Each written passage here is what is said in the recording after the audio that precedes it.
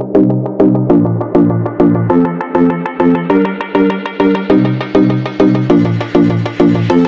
guys, welcome back to my vlog. So for today nga ay mag-visita iglesia tayo. At samahan nyo ako mag-visita iglesia sa Batangas. So guys, samahan nyo ako mag-debut sa iba't ibang simbahan sa Batangas. Pero hindi ko pa alam kung ano yung mga pupuntahan. Pero ang sure ako na una namin pupuntahan ay Nasugbu pa. So doon kami unang pupunta. And then ang mga susunod hindi ko na alam kung saan.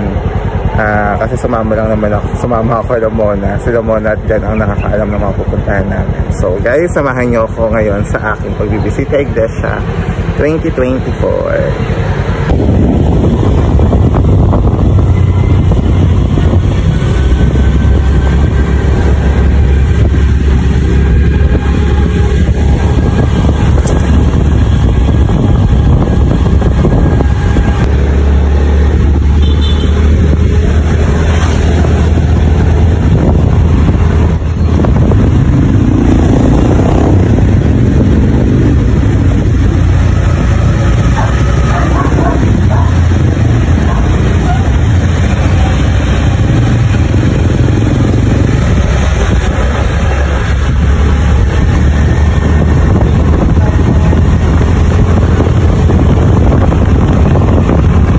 Ngayon guys, ay pupunta muna tayo sa bahay ni Lamona para doon magkita-kita at para doon nila kami dadaanan nila Lamona dyan sa bahay nila dito sa San Roque. So let's go guys! Samahan nyo. So ayan na sila guys, nandito na sila Mona. Napakaganda naman ang suot ni Mona, oh.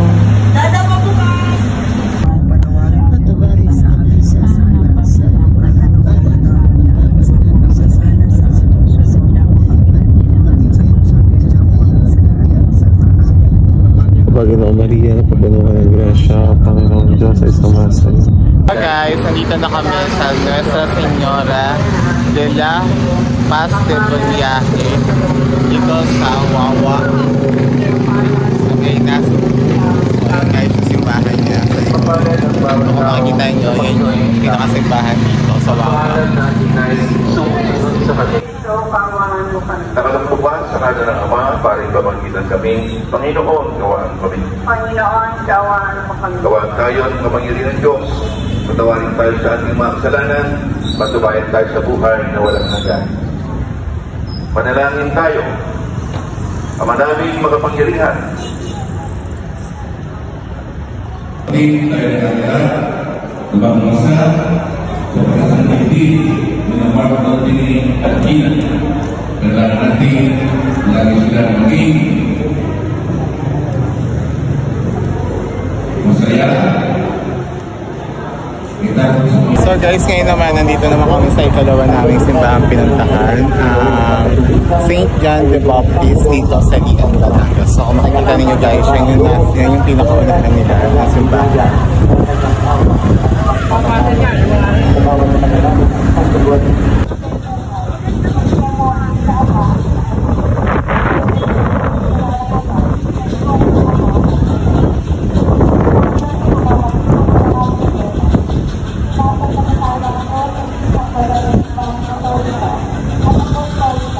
Hindi lumalapit dito upang hindi mahayag ang kanyang mga tao.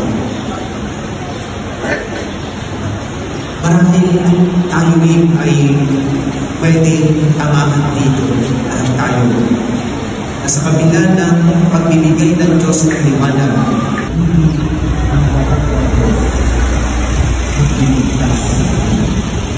sa binasang pagmundo, napakaganda ng pamagi, ng pagmundo.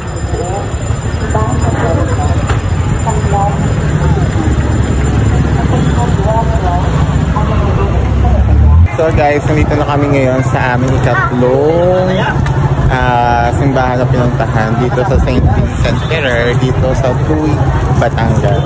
So ayan po yung pinakaharapan ng simbahan kung makikita ninyo.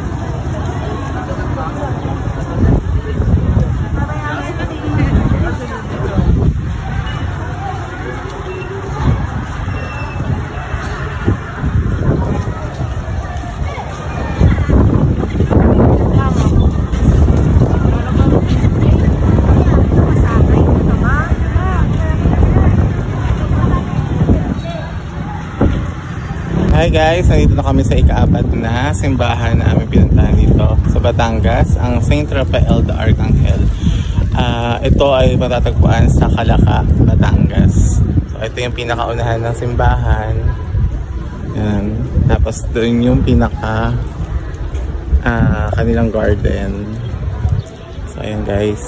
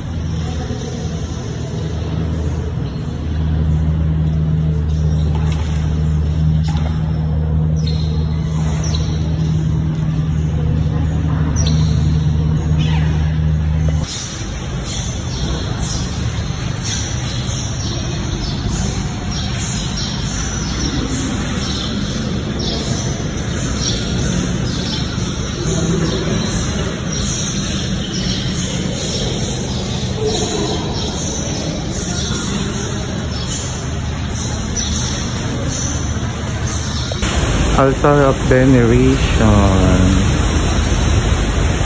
Tapos dito sa side naman na ito, meron silang Marian Garden. So ayan, iba't ibang titulo ni Maria ang yung makikita dito sa kanilang garden na ito. Ang ganda oh. Grabe.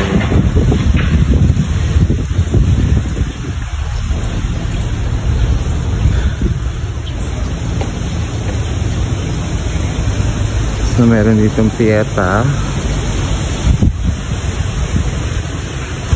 At meron din palang Station of the Cross dito sa garden. So ayun. Sa mga nagbibisita iglesia, pwede rin pala kayo dito mag Station of the Cross. Ayan. Ang ganda.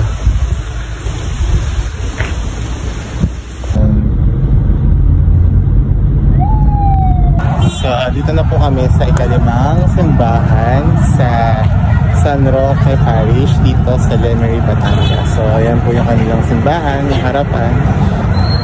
Ito yung pinaka-guard, pinaka-unahan nyo.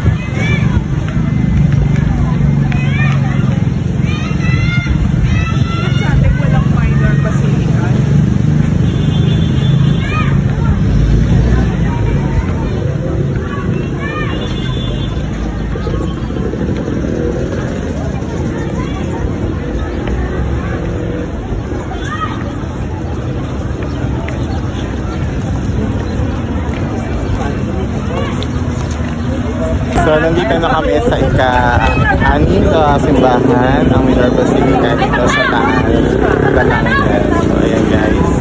Nandito ako sa pinakaharapan ng simbahan. Yun yung kabuuan ng simbahan.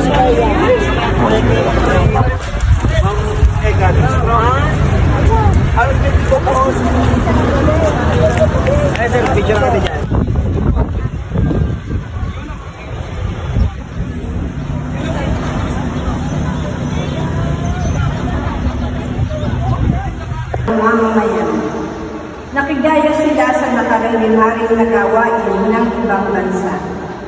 Pati bahay ng Panginoon na itinalaga niya sa Jerusalem ay kanilang pinakita. Gayunman, dahil sa habag ng Panginoon sa kanila at sa pagmamalasakit sa kanyang ganito, lagi niya pinadadaan sila ng mga suko. Ngunit hinahanap lamang nila ang mga ito at ang mga propeta at pinagtatawanan sa anumang salita. Kaya umabot na sa sasbulan ng puot ng Panginoon.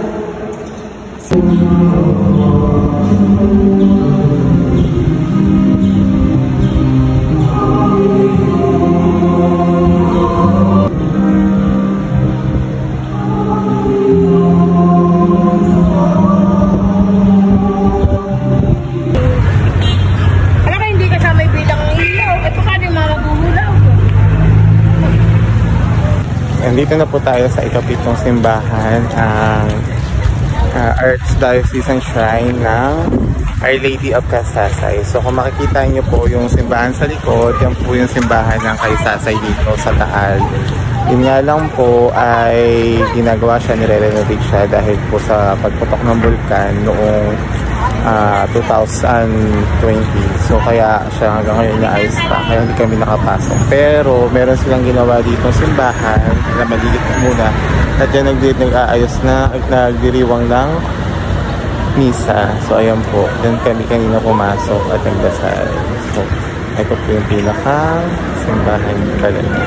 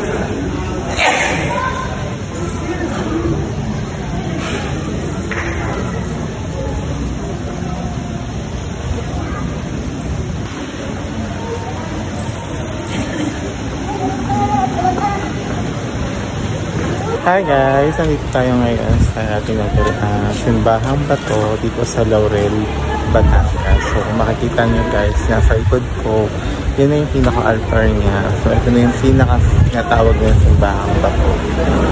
So ganyan lang siya guys, yung simbahang bato. napakaganda, napaka-solemn ng lugar. Ang maririnig mo ay huni ng mga ibon at hangin. Sobrang ganda guys. Diba?